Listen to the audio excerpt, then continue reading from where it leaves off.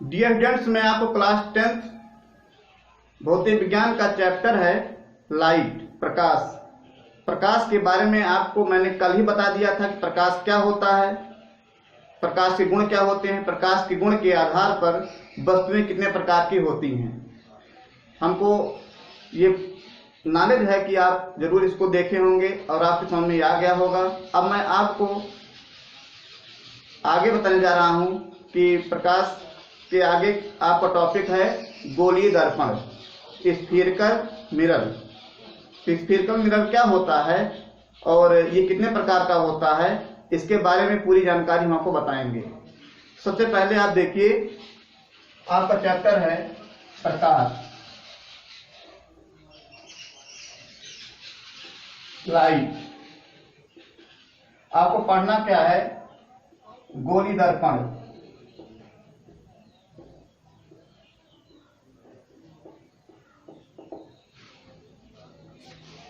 आप देख रहे हैं कि इसमें लिखा गया गोली दर्पण। दर्पण जो होता है वो कांच का बना होता है। दर्पण किसका बना होता है? कांच का बना होता है। गोली दर्पण किसे कहते हैं? गोली दर्पण कांच के खोखले गोले का कटा हुआ एक छोटा सा भाग होता है। गोली दर्पण क्या होता है? गोली दर्पण कांच के खोखले गोले का कटा हुआ छोटा सा भाग होता है, जिसके एक सिरे पर चांदी या पारे की कलई होता है और उसके ऊपर लाल ऑक्साइड का लेप लगा होता है। तो आपको एक बार फिर से हम बता दें, गोली दर्पण क्या होता है। गोली दर्पण कांच के खोखले गोले का कटा हुआ एक छोटा सा भाग होता है, जिसके एक सिरे पर चांदी या पारे की कलई होता है और उसके ऊपर लाल ऑक्साइड का लेप लगा होता है। अब आपको हम फिगर के माध्यम से बताएंगे कि कैसे यह लेप लगा होता है और किस तरीके से गोली दर्पण बनता है। और गोली दर्पण कितने प्रकार का होता है? गोली दर्पण बच्चों में दो प्रकार का होता है। पहला होता है अवतल दर्पण, दूसरा होता है उत्तल दर्पण। तो गोली दर्पण किसे कहते हैं? गोली दर्पण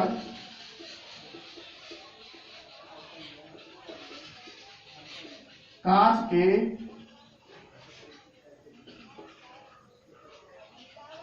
खोखले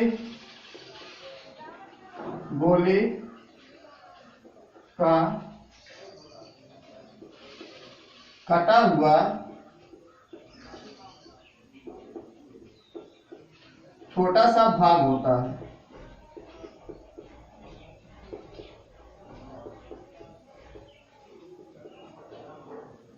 जिसके एक सिरे पर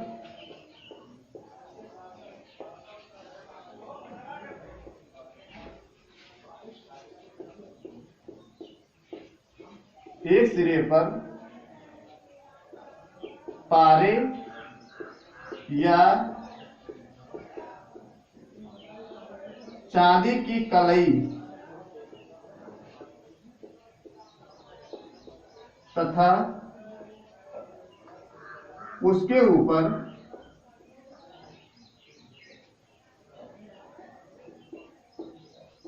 लाल ऑक्साइड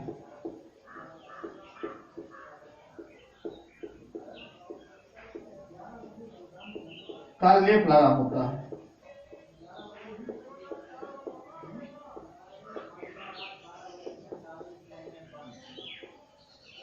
गोली दर्पण क्या होता है? गोली दर्पण कांच के खोखले गोले का कटा हुआ भाग होता है, जिससे एक सिरे पर पारे या चांदी की कलई तथा उसके ऊपर लाल ऑक्साइड का लेप लगा होता है। अब बताएंगे गोली दर्पण कितने प्रकार का होता है।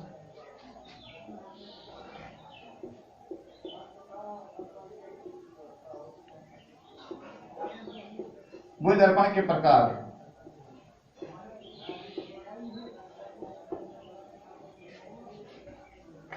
नंबर 1 अवतल दर्पण, नंबर 2 उत्तल दर्पण। अब गोली दर्पण का हमने बताया आपको कैसे कलई होता है। देखिए, ये है गोली दर्पण।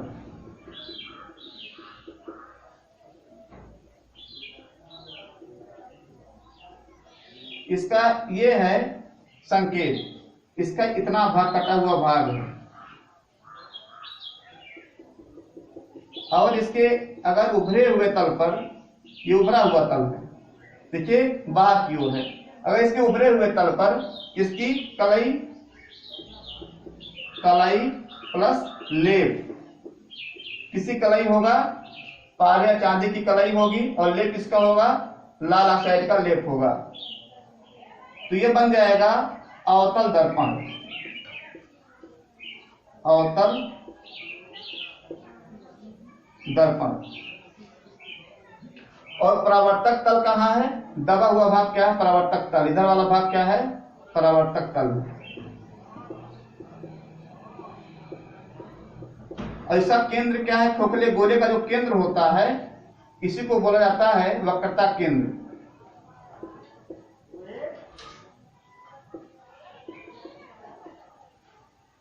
और अगर हम बताना चाहेंगे आपको उत्तल दर्पण, उत्तल दर्पण में क्या होता है, सांकेतिक भाषण बनाइए इसको।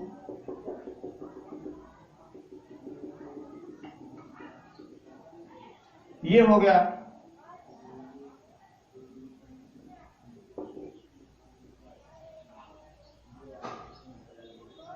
अगर यही जो है कलई और लेप अंदर की तरफ दबे हुए भाग में हो, अंदर की ओर क्या है, कलई प्लस लेप, तो परावर्तक तल कहां होगा, ये बाहर की ओर क्या होगा, परावर्तक तल होगा। और खोखले गोले, जो कहां से खोखला गोला है उसे केंद्र, उसका केंद्र है इसी है। तो हम आपको बताएंगे अवतल दर्पण क्या होता है। अवतल दर्पण भी आप ठीक है समझ गए। अवतल दर्पण क्या होता है, वो ऐसा गोली दर्पण जिसके उभरे हुए तल पर, ऐसा गोली दर्पण जिसके उभरे हुए तल पर चांदी या पारे की कलई तथा लाल ऑक्साइड का लेप होता है, और परावर्तक तल कहां होता है, दबा हुआ होता है, उसे कहा जाता है अवतल दर्पण। और उत्तल दर्पण किसे कहते हैं, ऐसा गोली दर्पण जिसमें चांदी की या पारे की कलई दबे हुए तल पर होती है, तथा परावर्तक तल कहां होता है, उभरे हुए भाग पर होता है, उसे कहा जाता है उत्तल दर्पण।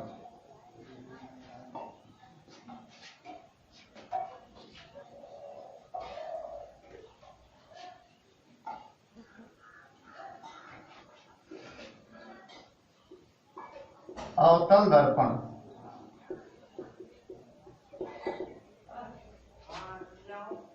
ऐसा गोली दर्पण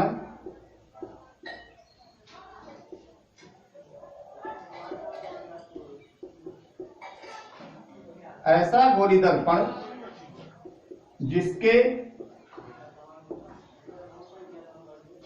उभरे हुए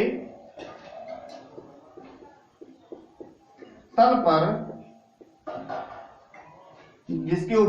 पर, कलाई तथा लेप लगा होता है, तथा दबे हुए भाग पर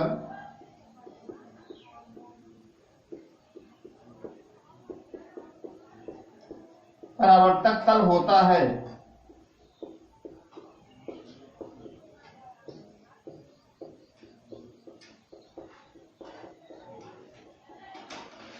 उसे अवतल दर्पण कहते हैं।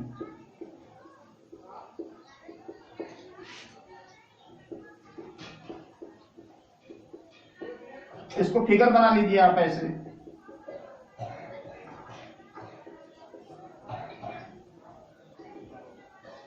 ऐसे बना लीजिए फिगर आप।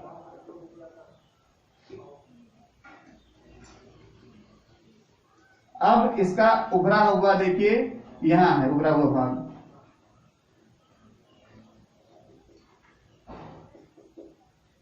ये जो उभरा हुआ भाग है इसी पर कलाई प्लस क्या है, लेप है। अब कोई पूछे कलाई किसका है तो आप क्या बताएंगे, पारे या चांदी की कलाई है तथा उसके ऊपर लेप किसका, लाल ऑक्साइड का लेप हुआ है। और परावर्तक तल कहाँ है, अंदर की ओर है। यह परावर्तक तल, परावर्तक तल, ये जो अंदर का भाग है परावर्तक तल है। और ये केंद्र क्या है, वक्रता केंद्र है। तो ये आपका जो दर्पण बना हुआ है कौन सा दर्पण है, अवतल दर्पण। तो अवतल दर्पण में कलाई तथा लेप कहाँ होता है, उभरे हुए तल पर होता है, और परावर्तक तल कहाँ होता है, दबे हुए भाग पर होता है। तो ये आपका जो है अवतल दर्पण हो गया। अब आपको बताएंगे हम उत्तल दर्पण। इस फिगर को नोट करिएगा।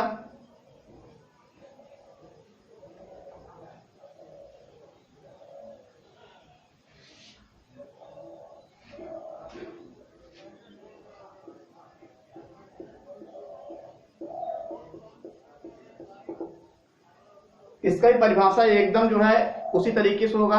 ऐसा गोई दर्पण जिस पर चांदी तथा पारे की कलई दबे हुए तल पर होता है, और परावर्तक तल कहाँ होता है, उभरे हुए भाग पर होता है। आप फिगर बना लीजिए पहले।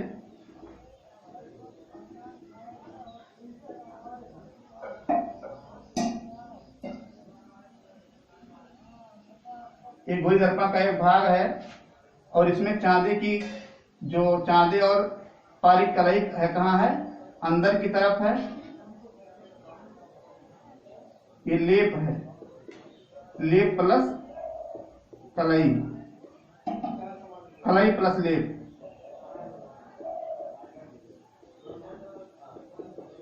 और परावर्तक तल कहाँ है, उभरे हुए भाग पर है।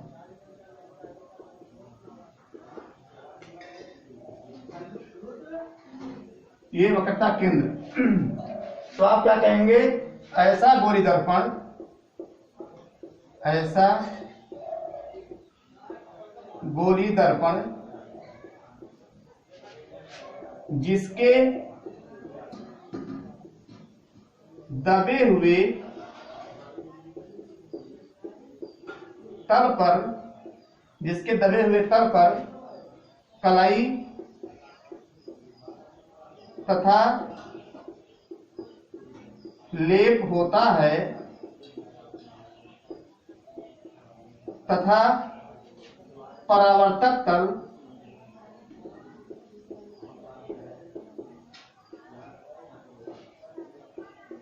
उभरे हुए तल पर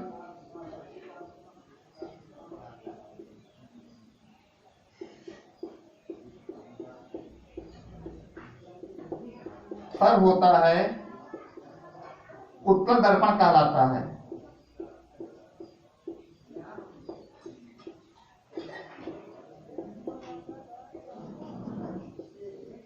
तो आप इस फिगर से देख लीजिए, ये है उत्तल दर्पण, उत्तल दर्पण। अब गोली दर्पण से संबंधित कुछ जो है परिभाषाएं हैं, इसको जानना अति आवश्यक है। बिना इसके आप जो है इसके बारे में पूर्ण ज्ञान नहीं प्राप्त कर पाएंगे। हम आपको बताने जा रहे हैं कि आपको क्या क्या जानना अति आवश्यक है।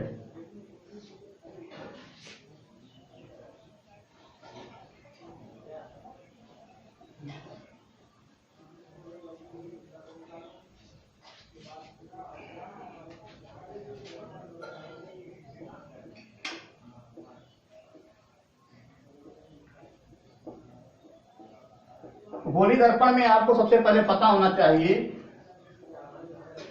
ध्रुव, पोल बोलते हैं इसको।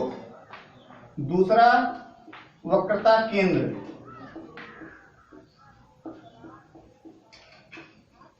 तीसरा वक्रता त्रिज्या,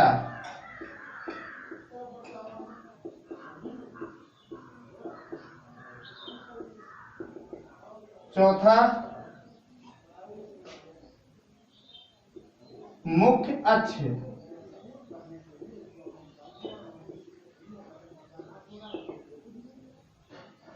पांचवा फोकस दूरी,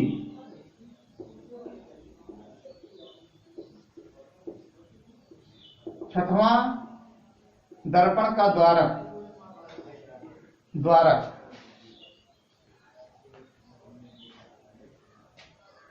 तो ये चीजें आपको जानना अति आवश्यक है। ध्रुव क्या होता है, वक्रता केंद्र क्या होता है, वक्रता त्रिज्या क्या होता है, मुख्य अक्ष क्या होता है, फोकस दूरी क्या होता है, द्वारक क्या होता है, इसके बारे में हम आपको धीरे धीरे सब समझा दे रहे हैं। आप ध्यान से देखिए इसको। ध्रुव क्या होता है, सबसे पहले हम बता दें ध्रुव जो होता है, जो परावर्तक तल है, परावर्तक तल का मध्य बिंदु ध्रुव कहलाता है। जैसे फिगर बना लीजिए आप यहाँ,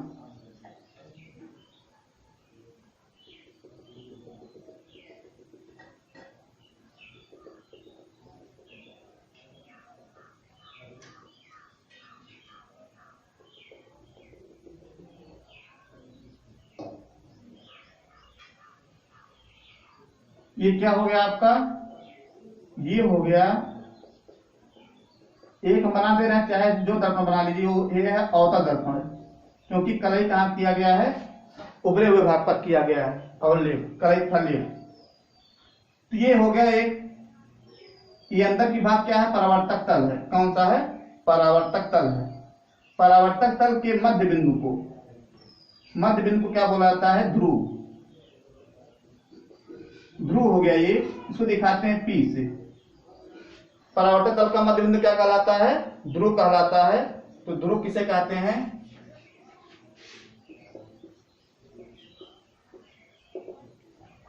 दर्पण, गोली दर्पण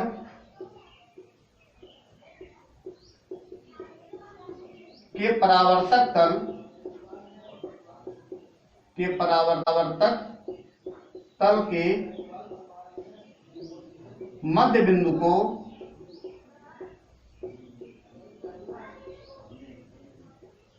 ध्रुव पी कहते हैं। तो आपको समझ में आ गया होगा ध्रुव किसे कहते हैं। गोली दर्पण के परावर्तक तल के मध्य बिंदु को ध्रुव कहा जाता है। अब आपको बताएंगे हम वक्रता केंद्र क्या होता है।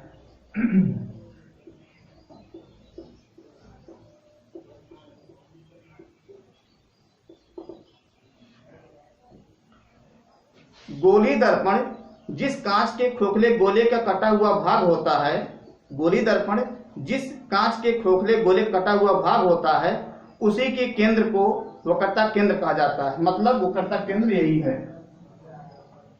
तो गोली दर्पण किस वक्रता केंद्र किसे कहते हैं, गोली दर्पण कांच के जिस खोखले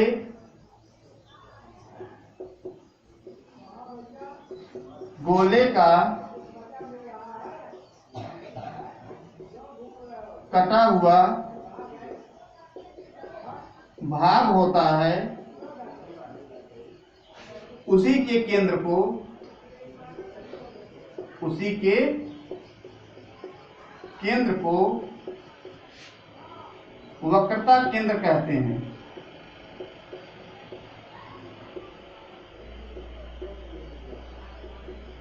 ठीक, क्या हो गया, वक्रता केंद्र हो गया। सी से डोनेट करते हैं, कैसे डिनोट करते हैं, सी से। इसके बाद आ गया वक्रता केंद्र के बाद क्या आ गया, वक्रता त्रिज्या।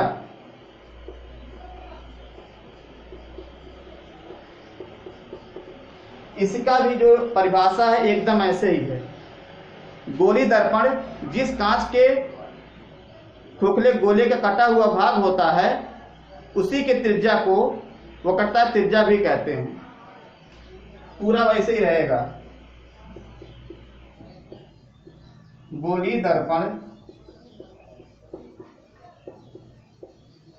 कांच के जिस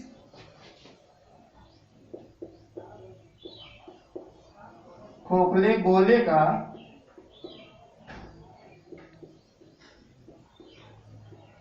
कटा हुआ भाग होता है, उसी के त्रिज्या को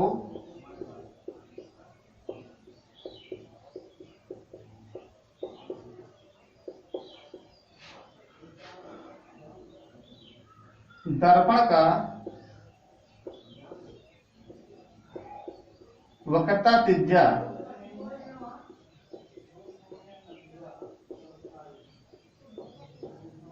कहते हैं। तब देखिए ये है गोली दर्पण। गोली दर्पण का जो ये त्रिज्या होगा ये क्या है, वक्रता त्रिज्या कहलाएगा। वक्रता त्रिज्या क्या है, चित्र से देखिए, वक्रता त्रिज्या ये है आपका पीसी है। क्या है, पीसी है। अब आपको बताने जा रहे हैं मुख्य अक्ष क्या होता है।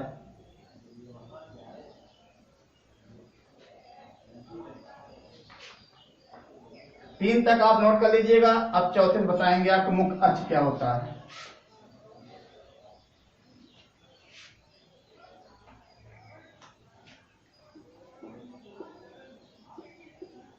मुख्य फोकस बताना आपको है।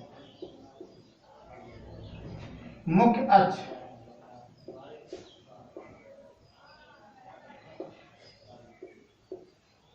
प्रिंसिपल एक्सिस बोलते हैं। मुख्य अक्ष, मुख्य अक्ष क्या होता है बच्चों, ये क्या है, ध्रुव है। ये क्या है, वक्रता केंद्र। ध्रुव तथा वक्रता केंद्र को मिलाने वाली सरल रेखा क्या कहलाता है, मुख्य अक्ष कहलाता है। ध्रुव तथा वक्रता केंद्र को मिलाने वाली सरल रेखा, ये देखिए रेखा,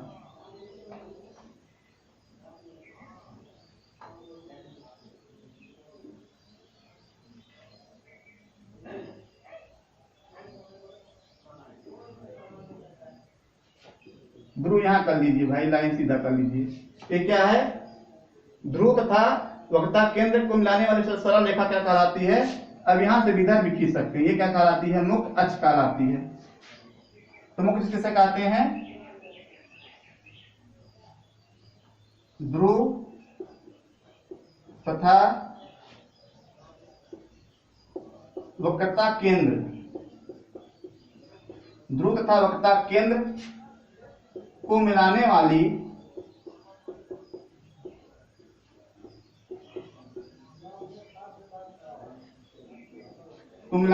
सरल रेखा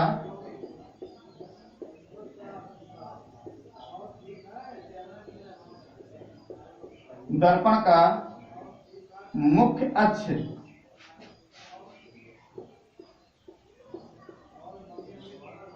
कहलाती है। तो आप समझ आ गया होगा मुख्य अक्ष किसे कहते हैं। ये जो गोली दर्पण में ध्रुव है और वक्रता केंद्र है, दर्पण में ध्रुव तथा वक्रता केंद्र को मिलाने वाली सरल रेखा क्या कहलाती है, ध्रुव कहलाती, मुख्य अक्ष कहलाती है। मुख्य अक्ष क्या हो जाएगा, पीसीएम। पीसीएम क्या है, मुख्य अक्ष है। ये दर्पण का नाम लिख दीजिए, यहां अवतल दर्पण है।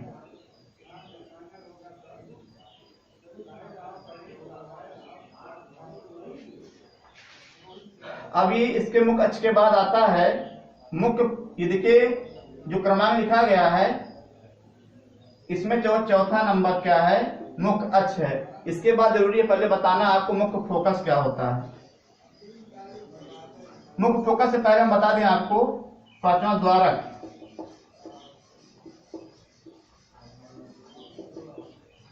तो गोली दर्पण का द्वारक क्या होता है, तो गोली दर्पण का द्वारक जो होता है इसमें फिगर में आप समझ लीजिए। देखिए ये जो है अवतल दर्पण है, ये सब क्या है, परावर्तक तल है। क्या है, परावर्तक तल है। अब अगर यहां से यहां तक है परावर्तक तल, लिखिए यहां से यहां तक, ये ए पिन पॉइंट से ये पॉइंट तक, तो सबसे लंबी रेखा यही होगी,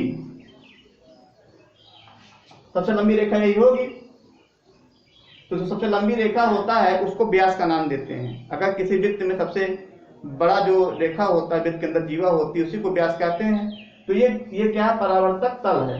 परावर्तक तल के व्यास को, परावर्तक तल के व्यास को क्या कहते हैं, गोली दर्पण का द्वारक कहते हैं। परावर्तक तल के व्यास को गोली दर्पण का क्या कहते हैं, द्वारक कहते हैं। तो हमने आपको ध्रुव बता दिया, वक्रता केंद्र बता दिया, वक्रता त्रिज्या बता दिया और मुख्य अक्ष बता दिया और द्वारक बता दिया। अब बचा क्या है आपका? अब बचा फोकस दूरी और मुख्य फोकस, मुख्य फोकस और फोकस दूरी, यही बचा है आपका। अब हम इसको बताने जा रहे हैं, आप इसको नोट कर लीजिए।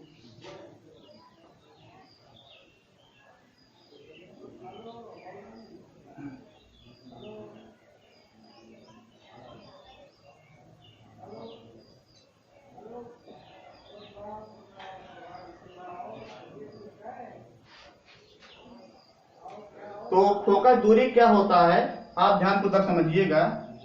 आपको हम फिगर के माध्यम समझाएंगे।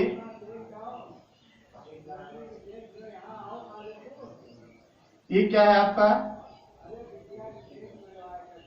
ये है अवतल दर्पण। ये क्या है? अवतल दर्पण है। ये क्या है? P क्या है? ध्रुव है। और ये क्या कहलाता है? ये कहलाता है आपका वक्रता केंद्र। तो इसको लिख लीजिए, अवतल दर्पण।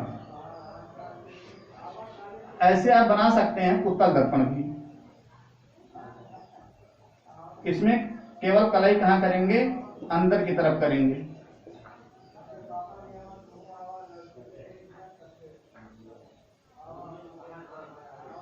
ये है C।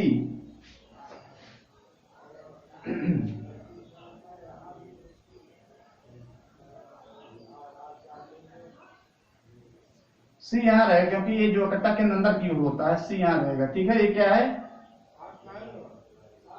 ये आपका है ध्रुव है P।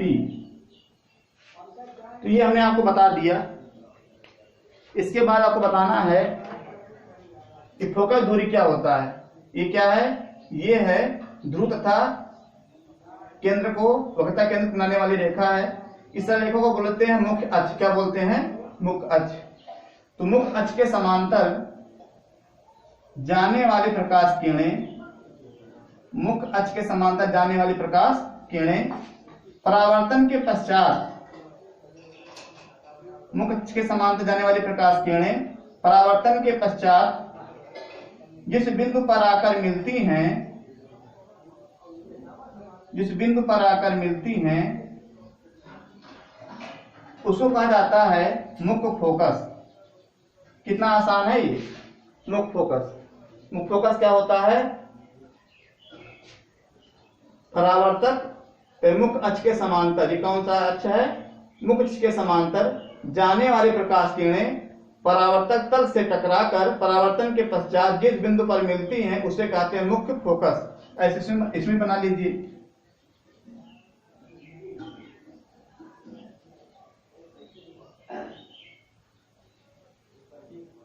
ये देखिए, इससे जो है लौट जा रहा है टकराकर।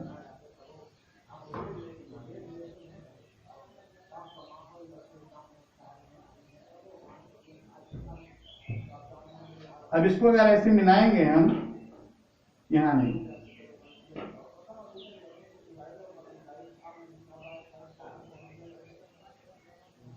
ये देखिए, तो ये जो यह बना है, यहां तो C है, यहां यह जो बना है, यही क्या मुख्य फोकस है। तो मुख्य फोकस क्या होता है?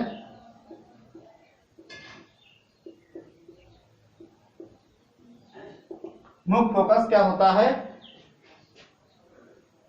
मुख्य अक्ष के समांतर जाने वाली प्रकाश किरणें परावर्तक तल से टकराकर परावर्तन के पश्चात जिस बिंदु पर आकर मिलती हैं उसे क्या कहते हैं? मुख्य फोकस कहते हैं। मुख्य अक्ष के समांतर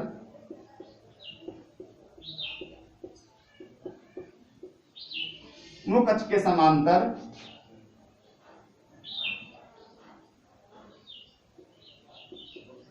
जाने वाली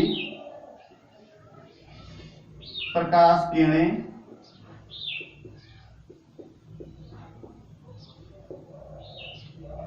परावर्तक तल से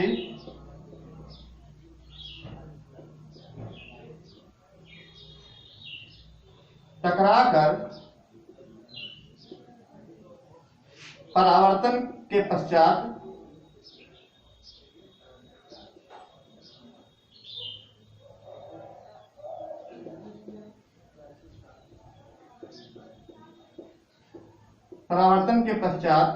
जिस बिंदु पर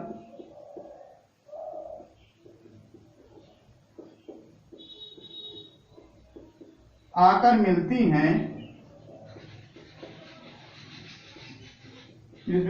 मिलती हैं, उसे क्या कहते हैं? मुख्य फोकस कहते हैं।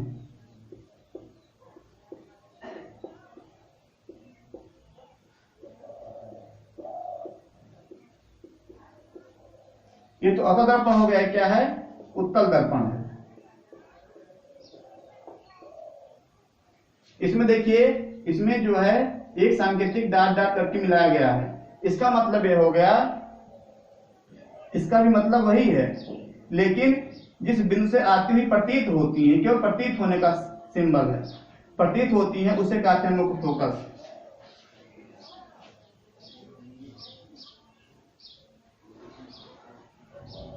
तो ये हो गया मुख्य फोकस।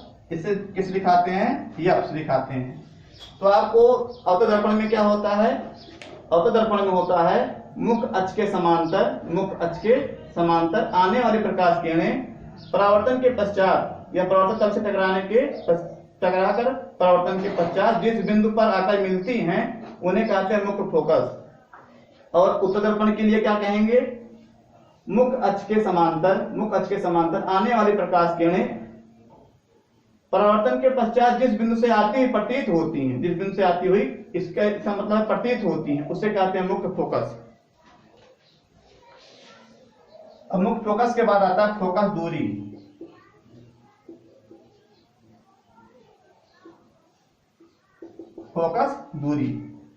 तो फोकस दूरी में क्या होता है? ये आपका क्या है? P है। P मतलब ध्रुव हो गया। और ये क्या है? मुख्य फोकस। ध्रुव तथा मुख्य फोकस के बीच की दूरी को दर्पण में, मतलब गोली दर्पण में क्या क्या? ध्रुव मतलब P तथा मुख्य फोकस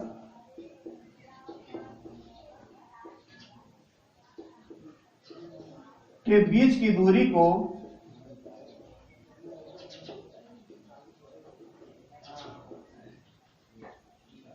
ध्रुव तथा मुख्य फोकस के बीच की दूरी को फोकस दूरी कहते हैं। क्या कहते हैं? फोकस दूरी कहते हैं। तो हमने गोली दर्पण क्या होता है, गोली दर्पण में कितने प्रकार का होता है, और गोली दर्पण में जो मुख्य परिभाषाएं हैं हमने आपको सब बता दिया है। इसके बाद अब आपको हम गोली दर्पण से संबंधित अवतल दर्पण और उत्तल दर्पण में ये किरण आरेख कैसे खींचे जाते हैं, इसके बारे में विस्तृत जानकारी कल के वीडियो में देंगे। आप इस वीडियो को देखते रहिए। अगर यह जो गोली दर्पण के बारे में हमने आपको नॉलेज दिया या देखने में अच्छा लगा हो, तो आप लाइक करिए, शेयर करिए, अपने दोस्तों को भी शेयर करिए, जिससे कि उनका भी अतिरिक्त लाभ हो। Thank you watching this video.